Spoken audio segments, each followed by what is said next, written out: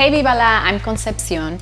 So when I was growing up and people would tell me that I needed to get into the kitchen to learn how to cook for my man, or that I needed to learn how to keep house for when I got married, I always knew there was something wrong with that, but I couldn't quite put my finger on it, and I didn't really know the name of what it was.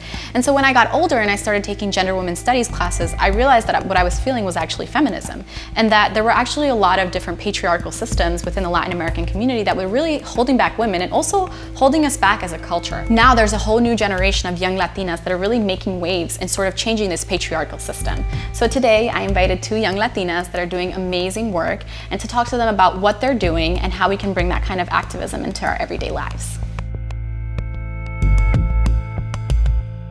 So I figured we would start with talking about what it is that you guys do as your day job and also the social justice work that you do.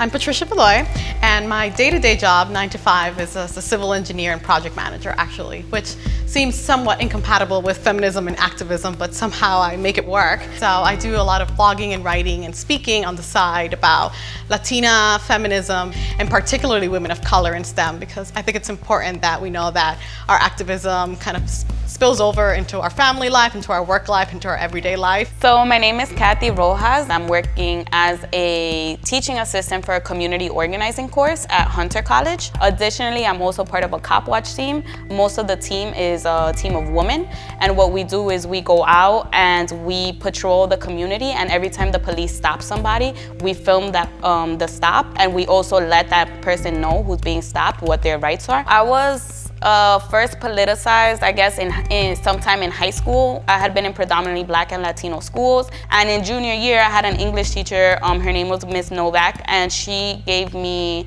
the autobiography of Malcolm X. I was studying engineering, so all of my professors were white and male, and I started to kind of realize that, man, maybe this is not the industry for me. Maybe I don't belong in this industry, but I pushed through. I said, it's okay. Well, I graduated and then I got an internship in a construction company. I started writing, I started blogging about my experiences there. I started blogging about guys kind of staring at me as I walked through, guys asking me out on dates, guys refusing to work with me, guys refusing to take me seriously when I asked them for things. And ultimately I left and I went into design, which is what I do now. It got better in a sense that it's not as aggressive, I think, but now it's that more office type of sexism where you can't really put your finger on it. You can't really say, well, this person said X, Y, and Z, and that's absolutely sexist, and he said he doesn't like working with women. Nobody will say that to you in an office.